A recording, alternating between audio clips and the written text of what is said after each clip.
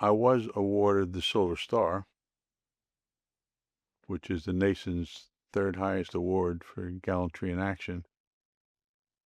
And that was a night mission near the Cambodian border that a compound was under attack by an overwhelming force. And we were on every night in Vietnam. There is a bunch of gunships on alert for this particular occasion. All around the country, there's a gunship. So I just happened to be on. My gunship team was on alert that night. And about 11 o'clock at night, to get a call from a captain who's at this compound near Tay Ninh, being overrun and needed help immediately. The artillery, there was no artillery close enough to help him. The weather was so bad that the jets couldn't fly. They can't see the target, you can't hit the target. And there was no ground troops close enough to reinforce him in enough time. So the only hope he had was a gunship team. And it was raining and foggy, and there's very little electricity in Vietnam at that time. So when it's dark. And if you can't see the horizon, you can't see where the sky meets your equilibrium doesn't show you right and left and up and down. You have to see the horizon and categorize it in your own mind to know if you're flying straight and level. So if you don't see them, so I told the captain, young captain. I've talked to many young captains up until this point. I was in Vietnam for 11 months. He said, I said, there's no way we can get there before the weather breaks. We just can't see where we're going.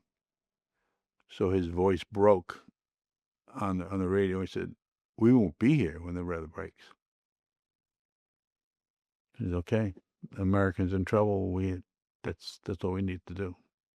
So I was going back to the flight line and talking to the other 7 guys that were involved and explaining to them that it's going to be a tough mission. It's going to be a little suicidal.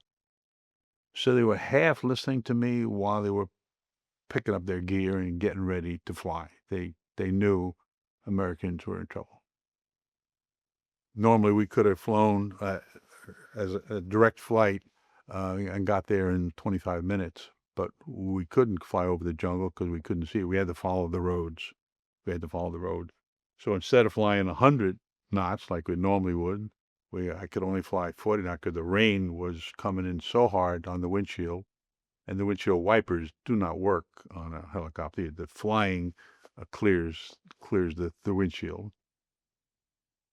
We were going by just I-follow roads, navigation, and trying to get to their spot. So the crew chief and gunner actually were laying down on the floor of the aircraft, watching the road. And luckily, at the time back then, there was no high tension wires. There was no buildings. There was nothing high enough in our way to worry about hitting. And we weren't in the mountainous area. About 40 minutes, we got to where the compound was, right near the Tay Ninh, the Cambodian border, and it was inflamed. The rockets and the flares and the machine gun fire was there was no question where the base camp was, and the fact that they were being overrun.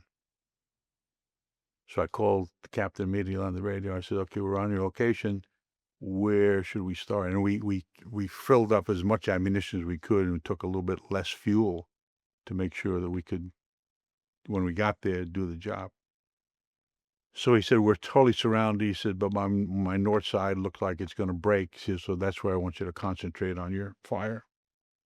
So normally we like to fly, like I said, 1,500 feet, dive down to 500 feet and break off. But luckily the clouds broke a little bit, and we were able to climb to almost 1,000. That was it. And because if we were in the clouds, we were dead. We would crash. We couldn't see where we were going. So we had to stay away from the clouds and away from the fog and do the best we could. So there was no question where the enemy was. So I told my wingman, who was John O'Neill, He was from Valley Stream, New York. I said, okay, I'm going to roll in. Just follow me and do as much damage as we can. So we flew a couple of missions, and the miniguns were roaring, and the rockets were roaring, and the crew chief and the gunner with their M60 were going, and we broke out. And within 15, 20 minutes, we had shot everything we brought with us. Every round we had with us was gone. We were firing that much. So I told the captain, I said, I'm no use to you now without any ammunition. I got to go rearm and refuel, getting low on fuel. She says, okay, they've broken off a little bit. I noticed a little difference. She said, but they're not done yet, so hurry back. So we got the Tain in, and this was like 1 o'clock in the morning, and there was nobody there to help us rearm, refuel. So we had been there before. I knew where the rearming was, so we landed right next to it, and I was afraid of any kind of mechanical problem. So I told my co-pilot, I don't want you to stay in the aircraft. We pulled all the non-essential circuit breakers and kept the engine running, because God forbid if we had a battery failure or something, we couldn't start and get back there, those guys would be hurting. So he stayed in the aircraft, and we rearmed it and refueled it with it running, which was a big no-no. You just don't do that. It's too dangerous. Static electricity and everything that you can think of, but I had no choice. We had to rearm it and refuel it with the engine still running, which we did. And the guys I was with, I mean, they were very competent in what we were doing, and we were back on site within 30, 45 minutes, and they had regrouped, and we basically did the same thing. There was about, I think there was about 35 guys in the compound, and there was at least 300 enemy attacking it. I mean, it was a huge force, a huge force. NVA? No, mostly Kong, some VNA, some NVA, but mostly Viet Cong. They were small arms, and they were septors. They were suicide. They would trap themselves with bombs and try to get in the compound and explode it. So, and they would also go into battle with tourniquets.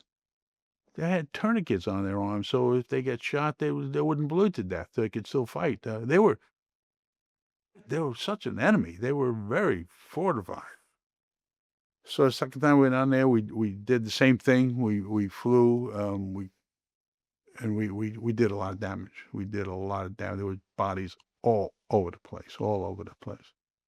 So again, within 15, 20 minutes, we had shot everything we brought with us. And now it's about 3 o'clock in the morning, so we had no choice. We had no choice but to go back and rearm, and we came back a third time. And now the sun started to come up a little bit, and they started to evacuate back into Cambodia, and we did a huge amount of damage to them. We finally followed them and did a little cleanup work that we should have done in Cambodia, but we didn't want to see these same guys again. So I said, okay, Captain, I said, the sun's coming up, and we could see reinforcements coming down the road from where we were. So I said, okay, I gotta thanks for the invitation. I'm glad that we could help you out, but we're done for the day. He said, well, that's great news. He said, but you gotta stay, and I gotta thank you. I gotta meet you. I gotta shake your hand. I gotta thank you. I'm in a gunship. There's no place to land. I said, you can't do that. He said, you've got to do it. You've got to do it. I just need to thank you. We're alive because you guys were here. So I said, okay, so we found a spot about 100 yards from where he was, and I landed. I told my wingman, I said, stay up there and make sure nobody comes up. So the captain comes limping up. He had been shot in the leg and in the hand. And he puts his arm around me. He says, thank you, thank you, thank you. His name was Jim Matthews from Iowa. They were part of the 5th Ranger Battalion. And there was like 12 Americans and maybe 20 Vietnamese. They lost 2 Americans dead, 7 Vietnamese dead, and a bunch of wounded.